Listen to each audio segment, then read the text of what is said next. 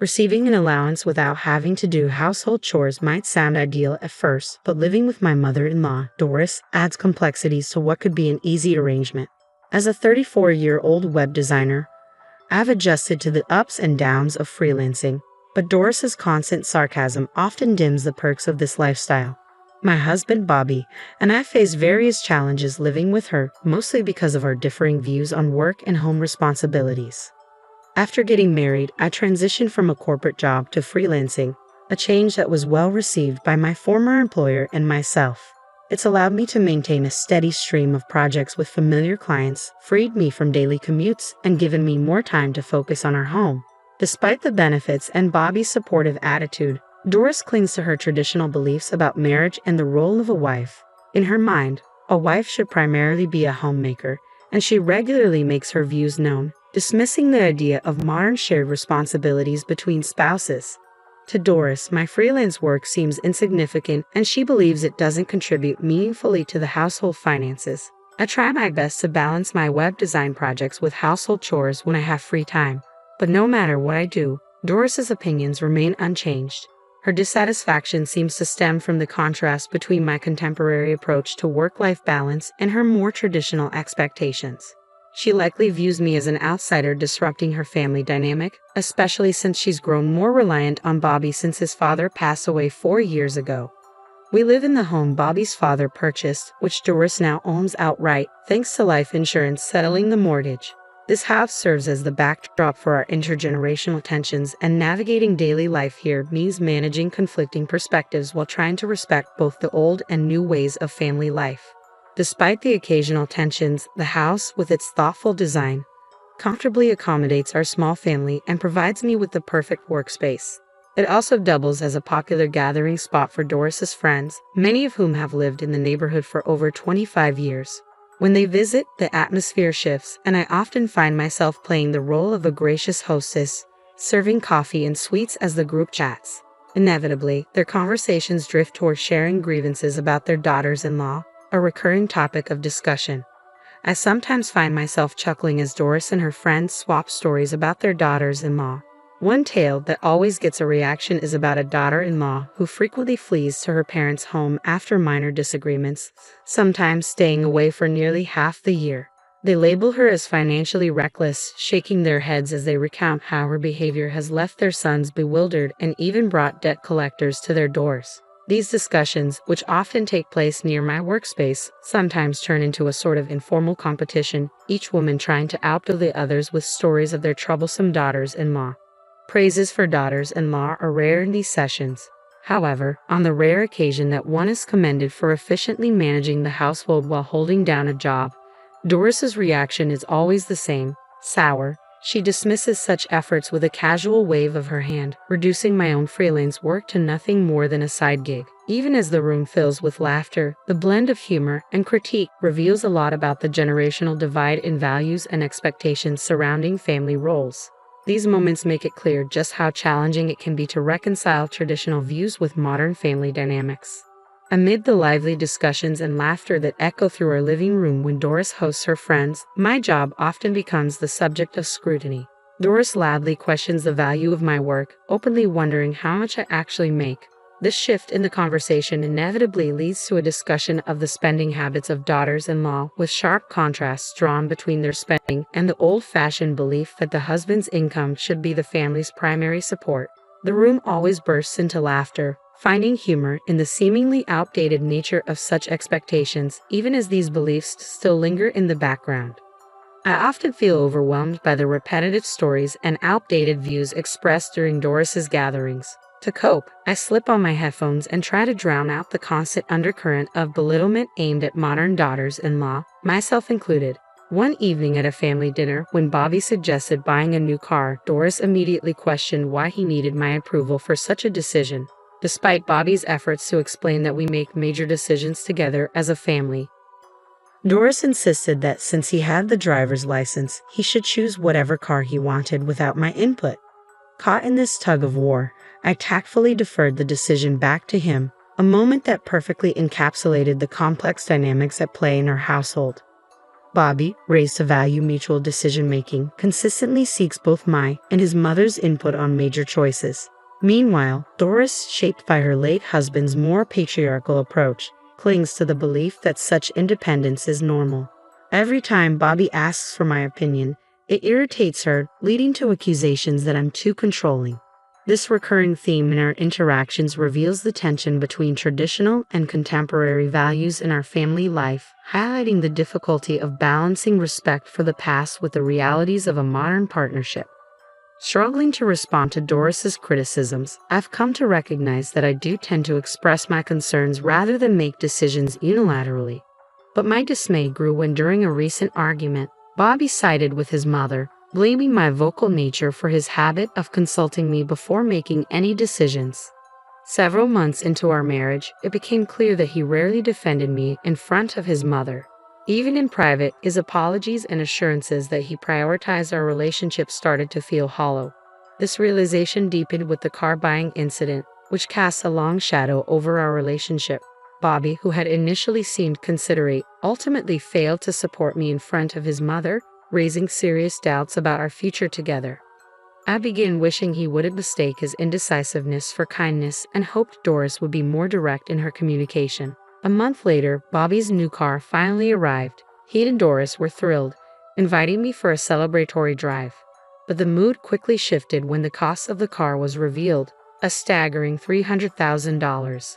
This impulsive purchase, made without any real discussion, felt like the final straw in an already strained dynamic. I confronted my husband about the financial implications of such an extravagant purchase, but he brushed me off with dismissive responses, casually suggesting that we could just take out a loan. Doris immediately jumped to his defense, scolding me for questioning the expense. According to her, I had given Bobby the freedom to make his own choice, so why was I complaining now? Frustrated, I asked how we could possibly afford such a luxury, but Doris cut me off sharply. It's not like you pay for anything, so you have no right to complain. Feeling utterly unheard and marginalized in decisions that directly affected our shared life, I was left grappling with a sense of isolation in my own home. It became clear that my input was undervalued and that financial decisions were being made with little regard for joint consultation or responsibility. As I tried to assert my contributions to the household through my freelance work, Doris's reaction was unusually harsh. She scoffed at my efforts, dismissing my income as a little side job that couldn't compare to Bobby's substantial salary of over $130,000 a year. Her disdain was palpable, and just as I was about to defend myself, I noticed my husband had silently withdrawn from the confrontation, leaving me alone to face his mother's harsh words.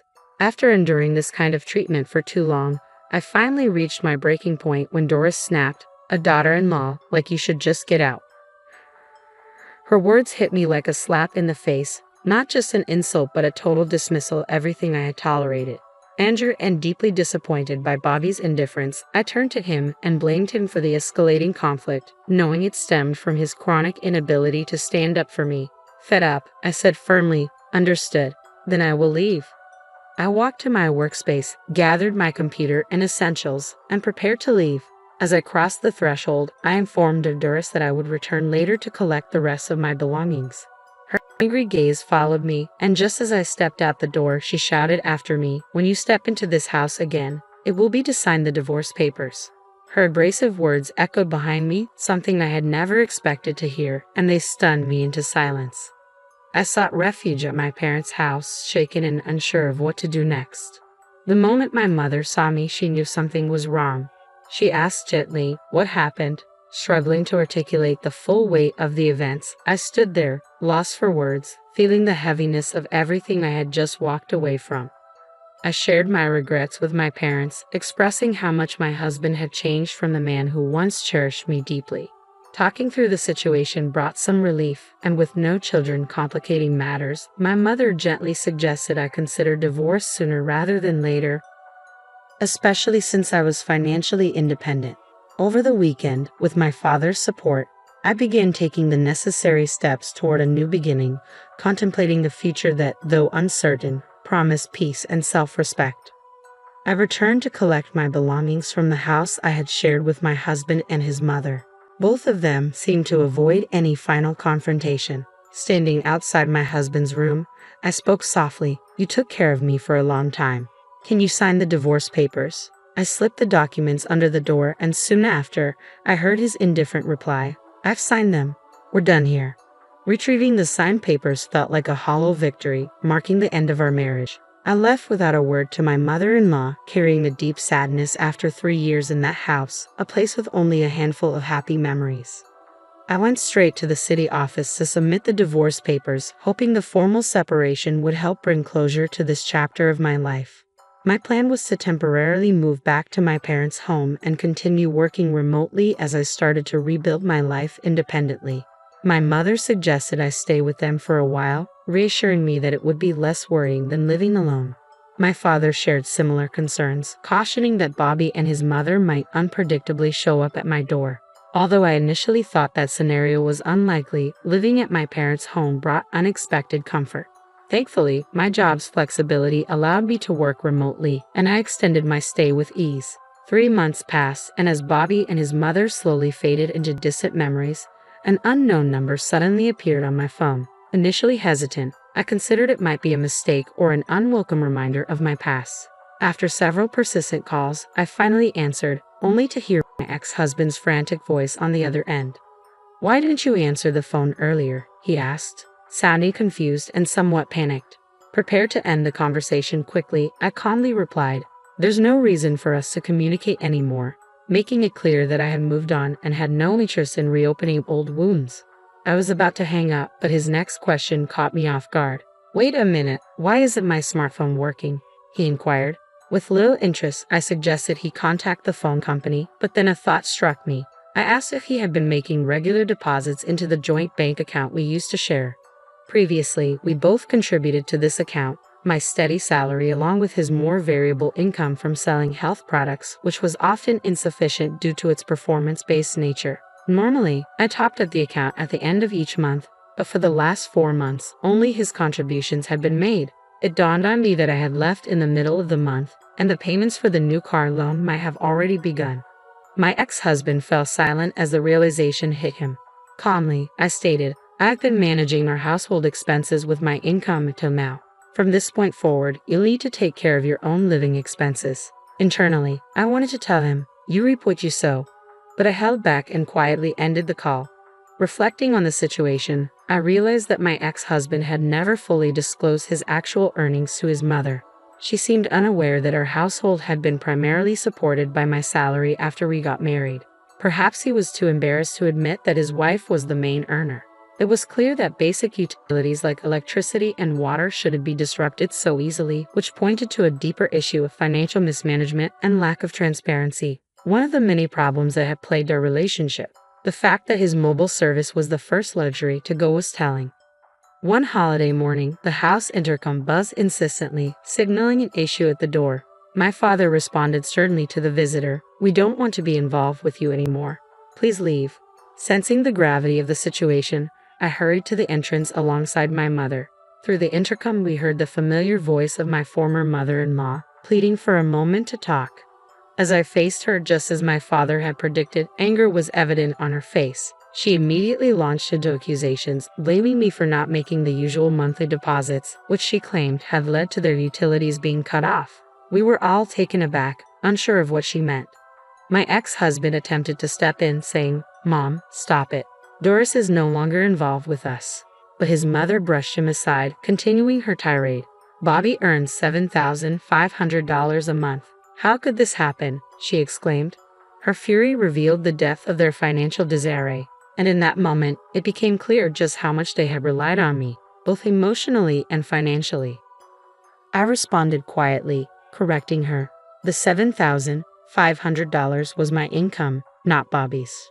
Shocked by this revelation, she turned to my ex-husband, who reluctantly admitted that his actual take-home pay was far less. My former mother-in-law looked at me in astonishment, unable to comprehend the truth. I explained that my income came from a steady job, not just an allowance. She then turned to Bobby and asked again about his earnings. He sheepishly confirmed what I had said, his own contributions amounting to about $1,500 monthly. After a moment of stunned silence, she made an astonishing proposal. "Doris, how about coming back? It seemed ludicrous that she would ask me to return after insisting I leave in the first place. I refused firmly, making it clear there was no going back to the way things were. We're already divorced, I stated bluntly, and this is no longer my concern. Despite my clear refusal, she persisted, insisting that everything could be resolved if I'd just reconciled with Bobby. My father, growing increasingly impatient, spoke in a forceful tone. "Leave now," he demanded, "or I'll call the police." They left in a hurry, almost stumbling as they exited, my father sternly warning them never to set foot in our home again. Reflecting on the encounter, my mother was visibly furious, but my father's indignation was even more pronounced. I felt a deep sense of relief that we had finally severed ties with such unreasonable people. As time went on, I learned through a mutual acquaintance of Bobby's that his hardships had only deepened. He was forced to give up his parents' house and the land, moving into a modest apartment with his mother. The new car, which was rarely used, had been sold off to settle the remaining loan. Even after clearing his debts, Bobby continued down a path of financial irresponsibility, squandering what little he had left on gambling. Eventually, his whereabouts became unknown. Meanwhile, my former mother-in-law was diagnosed with dementia and now resides in a nursing home. On a brighter note, my career is thriving, and I am living independently. Recently, I started dating a colleague who is well aware of my past marriage. Unlike Bobby, he is dedicated to his job, financially responsible, and doesn't depend on his spouse for income or engage in reckless spending. While we haven't explicitly discussed marriage, I feel confident about our future together, sensing a genuine potential in our relationship that I never experienced before.